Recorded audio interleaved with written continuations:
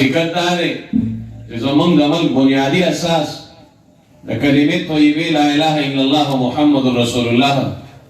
په نعره باندې وجود ته راغلی ملک، هغه ملک چې د هغې آیین مکمل یو اسلامي آیین دی، هغه ملک چې د هغې پارلیمنټ د اسلام خلاف،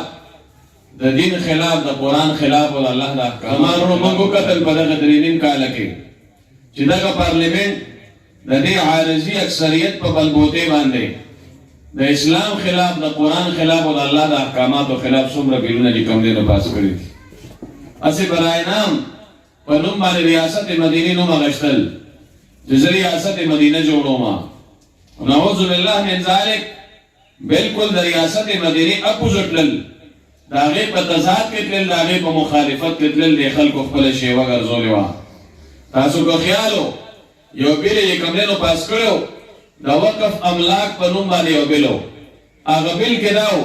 چې څومره وقف څیزونه دي یقیني طور کوم څیز چې وقف شي، جومات د ځمکه وقف شوه، مدرسې ځمکه وقف شوه، جنازګاه دپاره ځمکه وقف شوه، مقبرې دپاره ځمکه وقف شوه، نو هغې کې د انسان چې کوم ملکیت و دا ملکیت ختم شي، د هغې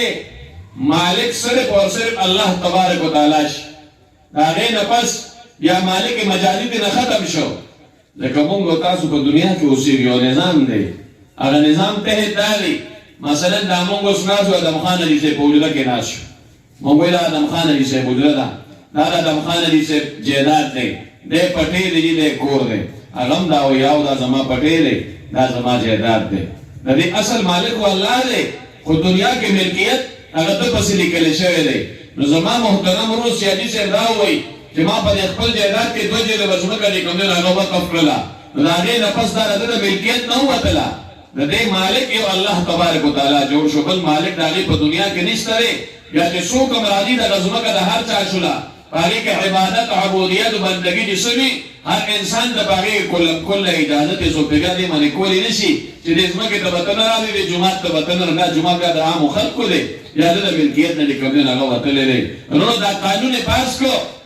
چې نه دې لپاره به یو ایډمنسټریټر مقرریږي چې بیا به د هغه ملکیت ته دا ځمکه ځي، بیا به د جومات مالک هغه ایډمنسټریټر جوړیږي او هغه ایډمنسټریټر ته به دومره اختیار وي که چېرته کې هغه وغواړي چې زه دا جومات روانومه یا دا جومات خرڅومه، هغې نیلام کولی هم شي، خرڅولی هم شي، بل چا له ورکولی هم شي، تر دې پورې که ایډمنسټریټر په ذهن کې را راغلل چې یاره دغه جومات دلته د ډېرو جوماتونو ضرورت نشته دی، دلته د ماشومانو دپاره پلیګراونډ پکار دی، لهذا دغه جومات ونړوئ، په دې کې ټالونه ولګئ، د ماشومانو دپاره ګراونډ چې کوم دی نو هغه زه جوړومه. دا قانون همدغې حکومت پاس کړی دی، بل چا نو پاس کړی، دا د پی ټي آی ګورمنټ کې پاس شو، دې لپاره چې د مدرسو خلاف چې کوم د دې خیالات دي چې هغه مدرسې زه ختمې کړم، جوماتونه ختم کړم. خو زما محترم ورونو مونږ او تاسو وکتل چې الحمدلله د دغې جوماتونو د تحفظ او حفاظت دپاره مسلمانان علماء کرام بیا چې کوم دی هغه میدان کې الحمدلله کلک او مضبوط ودرېدل،